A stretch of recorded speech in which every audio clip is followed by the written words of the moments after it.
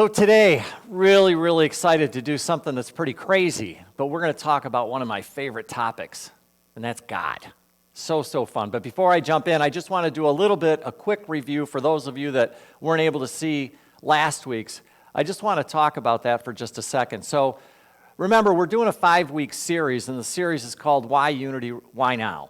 And so the first week, we just kind of went over some basics. We talked about the metaphysical understanding, what makes unity so special. It's about we're looking at the idea that we're beyond the physical. In other words, we're looking deeper, more from a spiritual perspective is what we're looking at. And we talked about that the first week. Last week, if you remember, everything started at one point back in the late 1800s, and that's when Myrtle Fillmore, who was one of the founding, her and Charles Fillmore were the founders of Unity, and she had a moment. And if you remember right, what I was saying at the time is that she was sickly. Actually, she was diagnosed as having tuberculosis. And back then, that was a death notice. You were done. It was over. And what happened was they were running around frantically trying to figure out specifically how to basically take care of that so that Myrtle could get healed. And what they realized is that they went and saw E.B. Weeks, and what E.B. Weeks did was made the statement, you're a child of God, therefore you do not inherit sickness.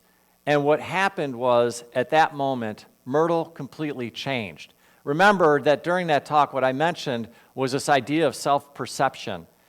So Myrtle used to have a perception of that there was this thing called God that was out there, something called God. And if you begged and you prayed and you pleaded hard enough, that maybe something would happen. That was her old perception, her old understanding. But it was in that moment when she heard E.B. Weeks say that, you're a child of God, what all of a sudden Myrtle realized, her great awakening, if you will, was that all of a sudden she realized that instead of having a separation perception of who and what she was, she now understood that there was this thing that's called God, but she wasn't separate from it. And actually, inside of herself was this divine seed. And what she realized is that if she just paid that seed a little bit of attention, that the seed would grow. And as she began to do that more and more and more, what happened is everything in her life changed. And she no longer saw herself as being separate. Actually, what happened was she realized that she was one. She said that affirmation every single day to remind herself, just like Charles did, just like the entire Unity movement, that we actually have this divine seed inside of us. And if we take our time and we nourish it, that seed will blossom. And then we understand that there is no separation. We're not separate from this thing called God. We're actually a part of it, if you will. And so that was the last week's message. If you hadn't had a chance to check it out, we encourage you to do that. And I'm super excited to be talking about God. It's one of my really favorite things to talk about, right? There's just so much what that means. We all have a different understanding, and it can be so complicated. So the first thing that I'm going to tell you is literally what we're trying to do, and in my opinion, this is where we all fall short, is we're trying to take something that's multidimensional and bring it down to this third-dimensional plane. And because of the fact that we're trying to do that, guess what? A lot of information, a lot of stuff gets lost in the interpretation, just like that movie says, right? So that's what happens. One of my favorite books out there is called The Conversation with God series by Neale Donald Walsch. And I think he does, in this one part of passage that he has, I think he does such a fantastic job. And so for those of you that don't know, as the story goes, Neale Donald Walsch was hanging out, he was feeling frustrated, and he threw out a Hail Mary and was just asking, at the point, God, some questions. And the next thing you know, he started receiving information. And I'm just going to share some of that with you this morning because I think it's extremely relevant to what we're talking about. So he says, there's so much I want to say to you, so much I want to ask. I don't know where to begin. For instance, why is it that you do not reveal yourself? If there really is a God and you're it, why do you not reveal yourself in a way that we could all understand? The response is, I've done so over and over and over. I'm doing so again right now. No, Neale Donald Walsch says. He says, I mean by a method of revelation that is incontrovertible, that it can't be denied. And God says, such as? Well, such as appearing right now before my eyes. And God says, I'm doing so right now. Where? Everywhere you look. No. I mean in an incontrovertible way. In a way no man could deny. No woman could deny. And what would you have that be, God says? In what form or shape would you have me appear? Neale Donald Walsch says, in a form or shape that you actually have. And God responds, that would be impossible, for I have no form or shape you understand. I could adopt a form or shape that you could understand, but then everyone would assume that what they have seen is the one and only form and shape of God, rather than a form or shape of God, one of many that I take. People believe I am what they see me as, rather than what they do not see. But I am the great unseen, not what I cause myself to be in any particular moment. In a sense, I am what I am not. It is from this am-notness that I come, and to it I always return. Yet where I come in one particular form or another, a form in which I think people can understand me, people assign me that form forevermore. And should I come in any other form to any other people, the first say, I did not appear to the second, because I did not look to the second as I did to the first, nor the same thing. So how could it have been me? You see then, it matters not in what form or in what manner I reveal myself. Whatever manner I choose and whatever form I take, none will be incontrovertible.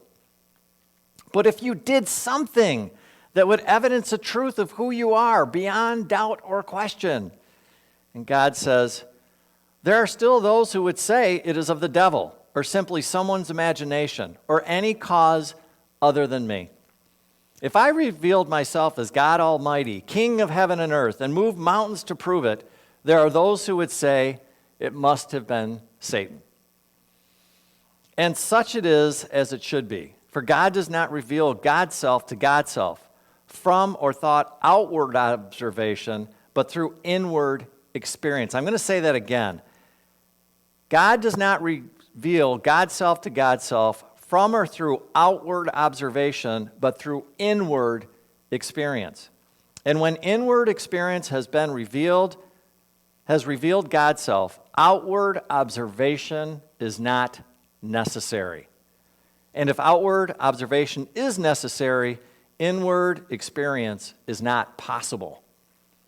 If then revelation is requested, it cannot be had, for the act of asking is a statement that is not there, that nothing of God is now being revealed. Such a statement produces the experience.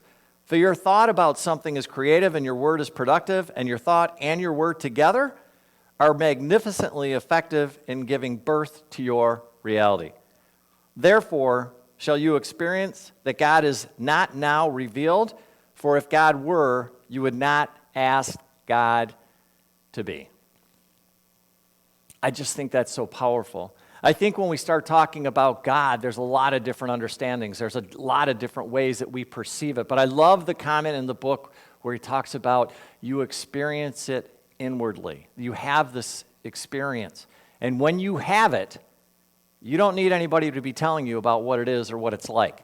And I think it's really powerful to understand that we all have a different experience of God inwardly. That's been my experience in my own life. I don't need anybody else to tell me anything because I've had that experience, just like a lot of people have themselves. And so I just want to add a couple of things about our talk today. And the first thing I want to mention is don't worry or don't get caught up about the word God. You're going to hear me call it a lot of different things. You're going to hear me call it God. You'll hear me call it Spirit. You're going to hear me call it the divine. You're going to hear me call it all that is. We don't really get caught up on that. It's just not as important as the inward experience. The words are not as important as the inward experience, especially with this thing that I'm just going to use throughout this talk called God. If you don't feel comfortable using that word, whatever you feel comfortable with. So I just wanted to bring that up. And ultimately, I just want to continue to emphasize this point. What's more important isn't what Mike thinks. What's more important isn't what Unity thinks about God, although we think we've got some pretty interesting insights into that, right? But what we do think is important is your own personal experience, your own personal relationship with this thing that is so much more, that is so beautiful, that is so lively, that we just hope that at the end of this, my hope and prayer with the talk today is that you walk away from this just saying to yourself, wow, you mean there is a different way to look at things other than traditional ways. Not that there's anything wrong with traditional ways. You mean you could have a deeper experience, a deeper expression. And even no matter where you're at on your spiritual journey, the truth is you can go deeper than you are right now. There's always more. There's always a peeling of the onion, as the saying goes. And so we just encourage whatever that looks like for you to understand, whether you've ever had the experience or you've never had it, just that you can always take that relationship further and further and further. And it's really fun. I always say this. People laugh at me, but the truth is, I believe this. God likes to have a party. My God, the one that I hang out with, likes to party, likes to have a good time. I think people take it way too seriously most of the time. And I'm just going to encourage you to lighten up. Light up as we have this conversation. So, having said that, just want to talk about a couple of things. So Unity, what is Unity's unique perspective? Unity shares a lot from the standpoint of understanding what this thing called God is. We've got a lot of things that are similar, and we see some things differently. And it's okay for it to be differently. Unity doesn't walk around and judge other people for having different belief systems at all. We just have our own unique perspective on it. So, first of all, I want to start off with this idea. We talked about Unity having 5 principles, and one of the first principles that we talked about was this idea, this principle that says the universal principle which includes all principles, including benevolence and omnipresence. Now, I'm going to talk about principles in just a minute because that is really important in terms of understanding it, but in my opinion, I think there needs to be some other explanation going on before we get into that. So, in terms of an affirmation, in terms of one of the Unity sayings that we say over and over and over again, is that we believe, the way we interpret that into modern language, is that there's only one power, and there's only one presence in the universe, and that is God. And it's everywhere. God's everywhere, and that God is good. So we at Unity believe, honestly, that underneath everything that's going on right now, we believe God is good. We've always believed that. In other words, we don't believe that there's these other forces. We believe underneath all of it that the universe is a good place to be, that God is a good place to be. And I know that's contrary, that smacks right dab in the middle of the face when you see all of the stuff that's going on. But we believe that underneath it, when you really stop to look at it, maybe not right in this moment of what's going on in your own personal life, especially with what's going on right now, that there's a bigger picture being played out. And it really is good in the best interest for everyone, ourselves and the consciousness of the planet as well. I don't need to emphasize this again, but with what's going on with COVID-19, there's a lot of people out there saying, you know, this is kind of like a way that we're transitioning from a human consciousness standpoint. I've heard it called the big wake up, if you will. Now, I don't know where that falls with you. It's not important that you necessarily believe that or don't believe it, but what we at Unity do believe is there's something bigger at play, that there are things that happen in our lives for a reason, maybe in this moment that we don't see it, but from a spiritual standpoint, ultimately, underneath it all, there's something that's going on to help us grow spiritually, and it's good. It's what we are trying to do and grow and become more as a spiritual being, but underneath it all, we believe that it's good. And I wanted to just mention this from a perspective standpoint. Einstein even said, from a perspective standpoint, that the most important decision we make is whether we believe we live in a friendly or a hostile universe. So Einstein himself had a belief, had a feeling, had a knowing that it was really important for us to have this perspective. I mentioned earlier about Myrtle Fillmore. What did she do? She changed her perception of who and what she is.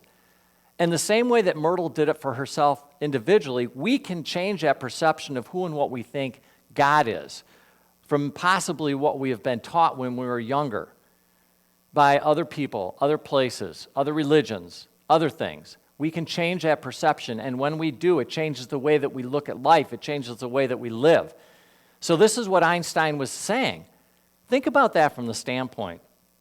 If you're walking around thinking like there is no goodness, that everything is just evil and everything is bad, think about the way that you live life when you walk out that door every single day.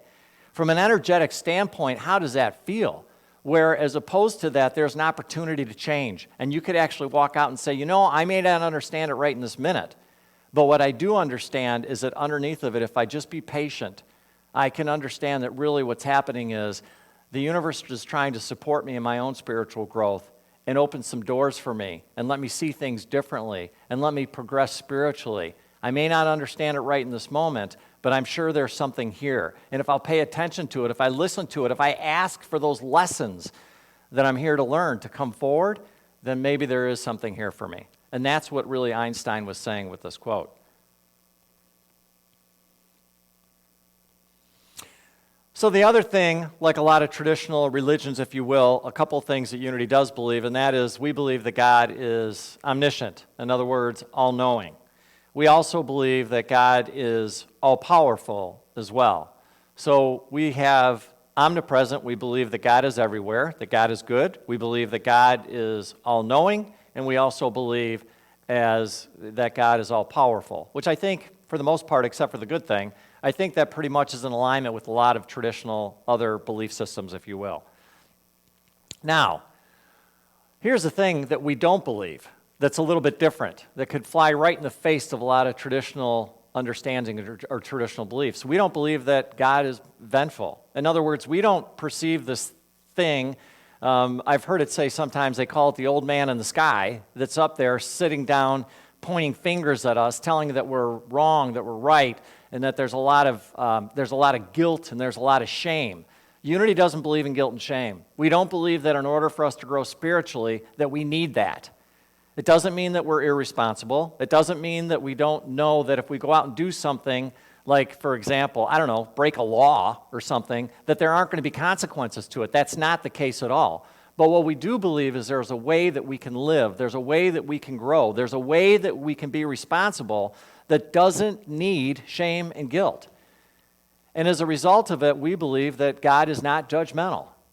So we don't believe, for example, in sin. We don't believe in hell. We don't believe in this idea of certainly original sin, or we don't believe in punishment. Now, when I say believe, what I'm talking about, we don't believe in it in a traditional sense. In other words, we believe metaphysically that if you were to metaphysically interpret in the Bible, when it's talked about sin, when it's talked about original sin, when it's talked about hell, when it talks about punishment, we believe there's a way that you can reinterpret that in terms of your own spiritual growth so that you understand that we are going to be making mistakes, that we do things.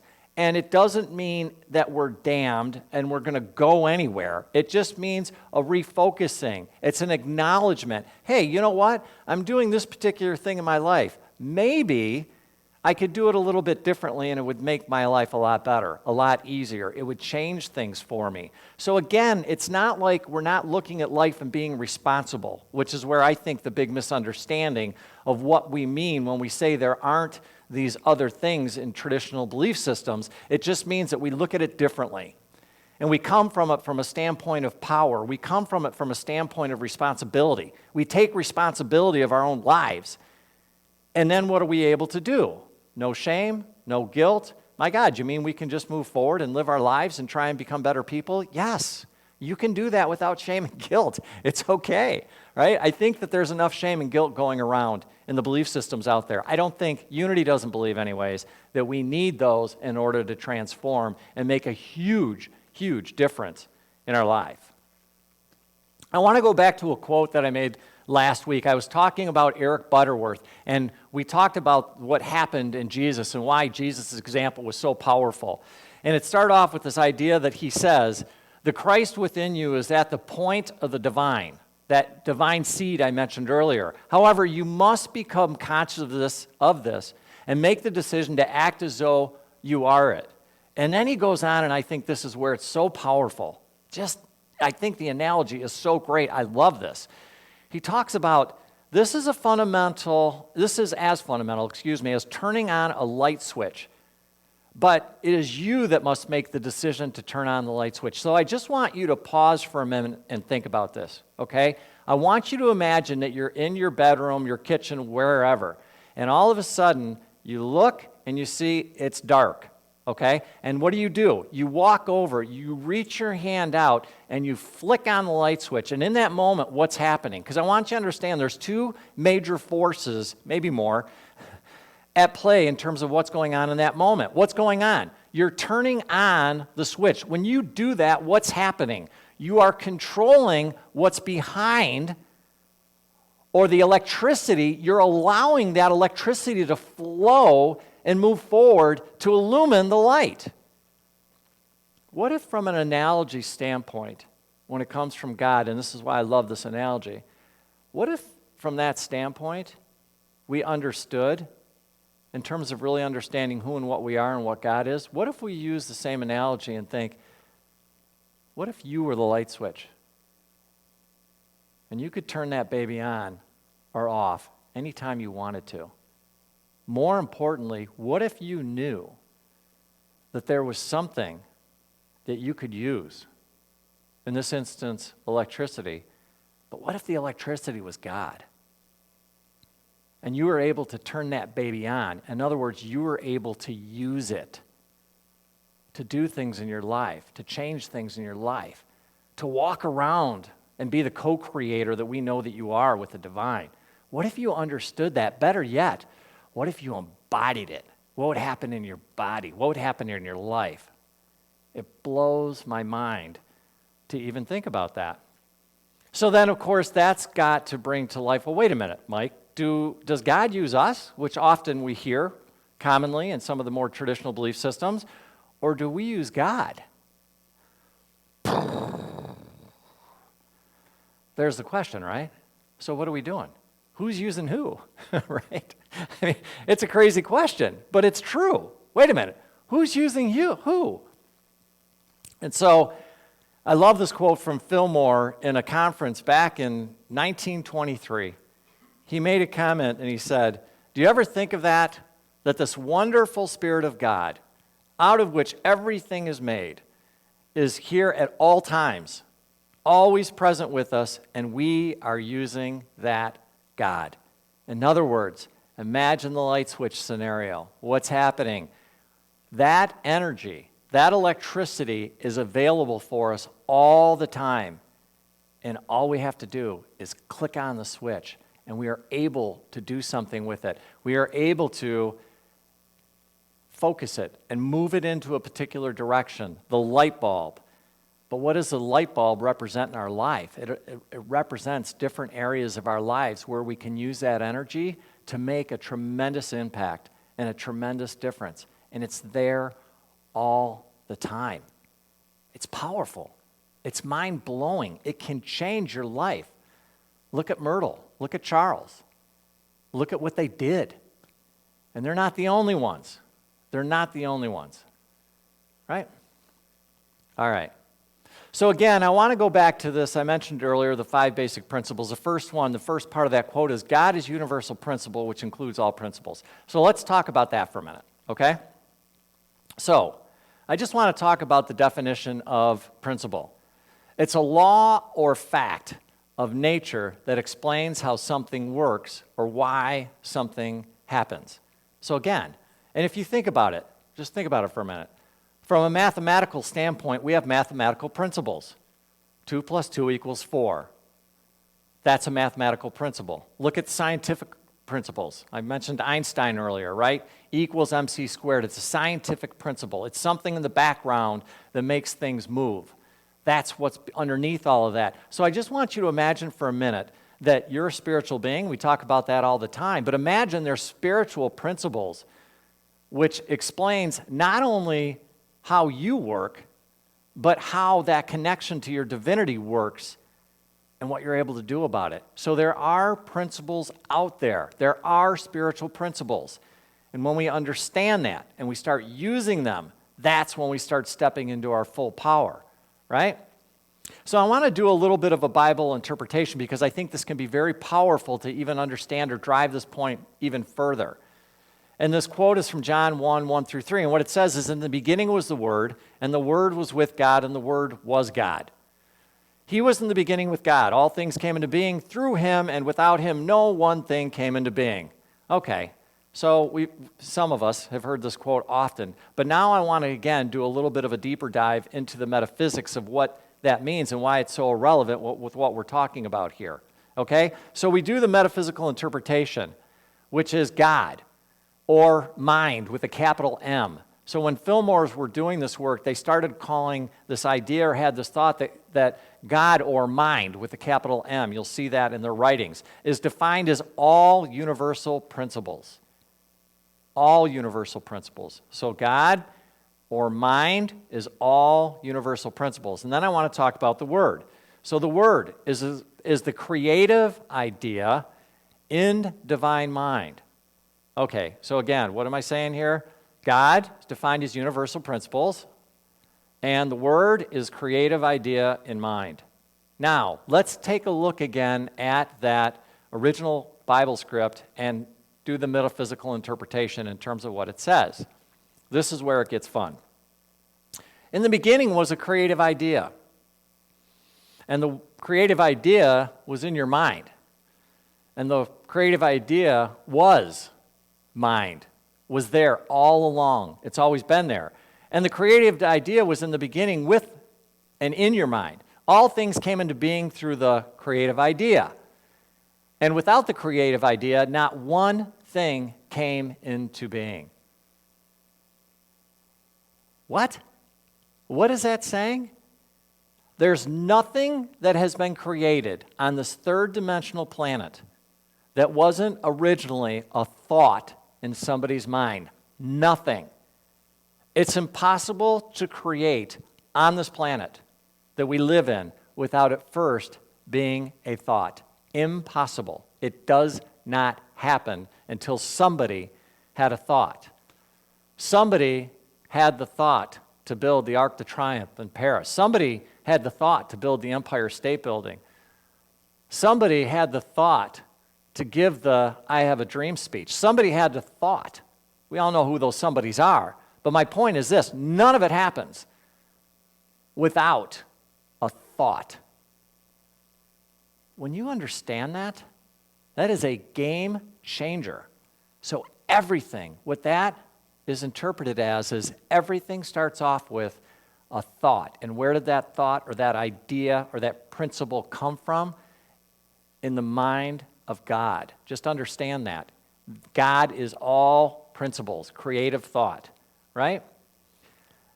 Fillmore goes on to say, man or woman is given all power and authority over the ideas of the infinite mind, and the idea of wisdom is one of them. Wisdom is one of the principles that I'm going to talk about that you have access to and you can use it. But we are the ones that get to take that information, those ideas, those creative ideas, these creative principles, if you will, and now once you understand that, you can pull it and you can use it because of who and what you are. And when you understand, this is how I work, and these are the principles I have access to, these are the divine ideas that I have access to because of who and what I am, look out, right? Look out. So really what all this says is it comes down to this. We have access to this thing, this mind. We have access to these ideas. And we can choose if we want to. We don't have to. Some would argue that you're doing it anyways, but you might be doing it unconsciously. I think it was funny. I was taking a class recently, and somebody called it spiritual Play-Doh. I think it's great. In other words, we're all given the spiritual Play-Doh, and we can decide what we want to do with the Play-Doh. If we want to use it consciously and go create a life that we really want, we're passionate about, we're excited to be living, and we want to have that experience, we can do it. Or not. Or you can be unconscious and just keep going along in your life, and there's no judgment there.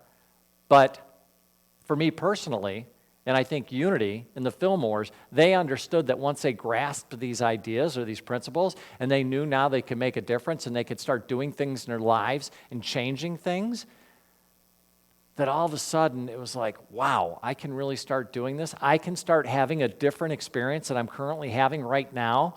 Yes, you can. You don't have to stay stuck. Mentally, physically, emotionally, spiritually, stuck is a mindset. And if you think you are, then you are.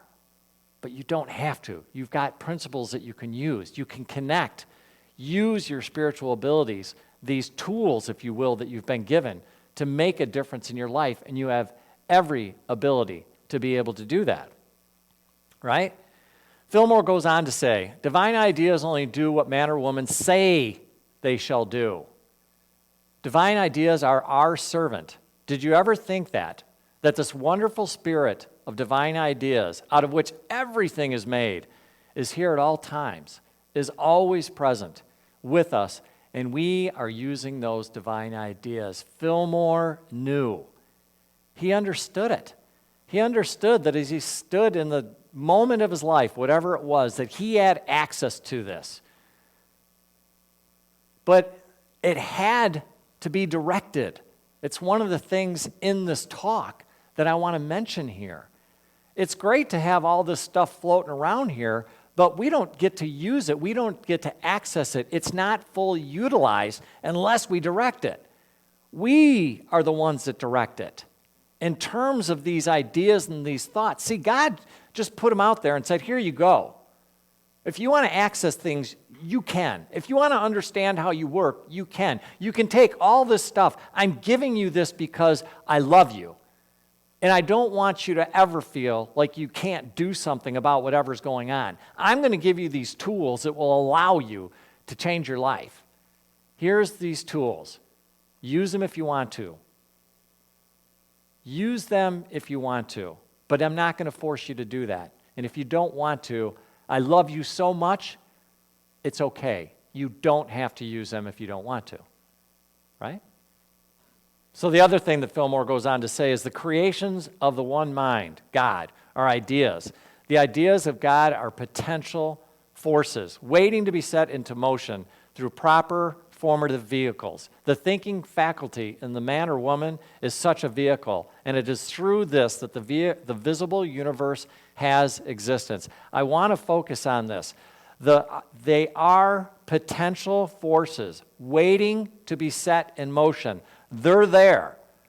They're waiting to be set in motion through proper formative vehicles. That's Fillmore for you, making things technical. But what he says is the thinking facility, our thoughts, is such a vehicle.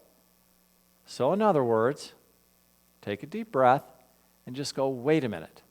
You mean it's these thoughts that these things are available, and if I can grab those thoughts and pull them inside of myself, I now have access to these different principles and these other ideas, and then I can start doing things? And the answer is yes. Yes. That's exactly what we're saying here. I did my best to come up with an illustration of this. So when we really talk about it, what we're talking about is this idea of God or mind, or these principles, and we've got these different principles that are floating around there.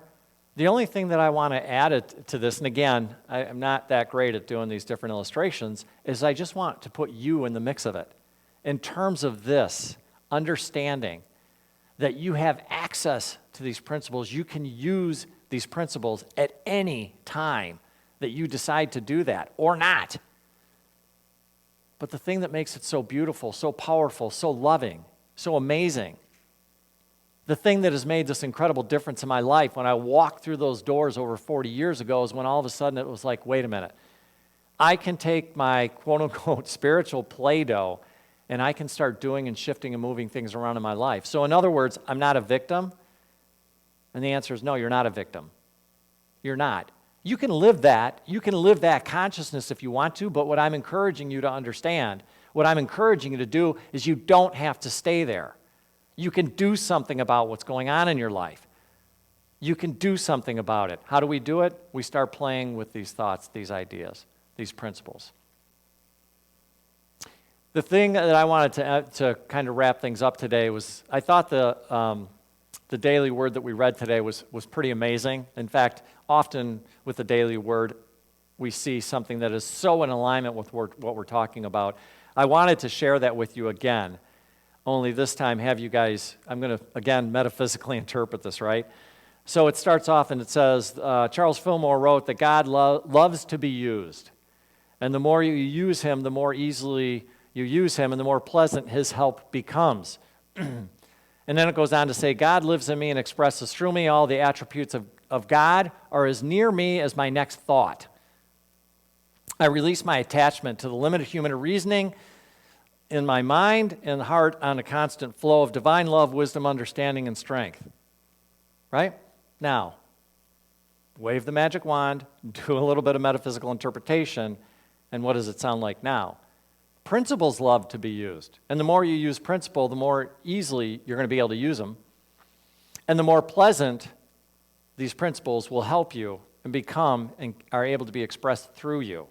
All of the attributes of principles, all of them, are as near to me as my next thought. I release my attachment to limited human reasoning. I center my mind, heart on a constant flow of divine love, wisdom, understanding, and strength. All of those things are principles that unity believes that you have access to, that we all have access to, right? And so now, of course, the question comes in, well, great. What are those principles, and how do we use them? And what I'm going to say is that we're going to be talking about that next week, so stay tuned. Got to do a little bit of a teaser, right? This has been a big conversation, and for some of you, it's like an eye-opening moment. It was for me, and my life, and my spiritual journey. And just understand this is where the power is. Because when you fully understand, wait a minute, I've got a seed in me called this divine seed, and if I just start paying attention to it, if I just start playing with it, then that thing is going to grow, and my life is going to start becoming more richer. And if by doing it, I understand there's this thing called your divinity, and I can do this dance, this beautiful, beautiful, beautiful dance with this thing called God or Spirit or the divine or all that is or whatever name you want to call it, that it's there. It loves you so much that it created these things so that you could use them. What's coming to my mind right now as I sit here, I think about this idea of a tool shed. It's almost like you got this amazing tool shed, and all you got to do, God's going like, well, here you go, here's a tool shed. And really all you got to do is you can use it if you want. And that's honestly what the Fillmores figured out. It's what, to me, Jesus at the highest level figured out. We talked about that in the last couple of talks. What did Jesus really do? What did some of the other great teachers and masters do? Yeah, I think they were aware of who and what they are. I think they were aware of who and what God was, and I think they kind of figured out the way that works, and they were willing to accept the fact that they're part of this thing, and this thing loves them so much that it wanted to give you the ability to be able to use these tools to your advantage, to make a difference in your life and make a difference in other people's lives. Wow! That's why we love unity. Again, we understand that unity is not going to necessarily match up with all the different beliefs of all the different systems out there, and that's okay. Because unity, it's okay if we have different questions, and it's okay if we have different answers. But ultimately, no matter what happens, when you walk in these doors or when you understand unity, what we're doing is we're looking you right in the eye, and we're saying, don't ever, ever, ever forget who and what you are. You are beautiful beyond words. I don't care what your past looks like. I don't care what you have or haven't done. In this moment, right here, right now, you're beautiful. You're powerful. You're divine. We need you. We really, really, really need you. And I hope, my thought and prayer as you go throughout this day, as you go throughout the next week or so, and these thoughts are starting to bubble up in you, and just think, is there a possibility that I really am connected to this thing? Is there a possibility that there's this thing inside of my heart and all I got to do is start giving a little bit of attention? Is there a possibility that I could change my perception of who and what I am, and then connect it to this thing that I've heard about my entire life, but either I don't understand it, or who knows, maybe I'm pissed off at it, or maybe I love it. But I want to take it to the next level. Can I do that? And all I'm going to say to you is the only one that's going to be able to answer that question is you. So choose wisely. Choose wisely. We're so glad that you joined us today. We hope you join us for our next talk, where we're actually going to talk about what those pieces are, those principles are. But we're just really, really glad that you joined us here today, and just hope you have a fantastic rest of your day. Thank you. Thank you.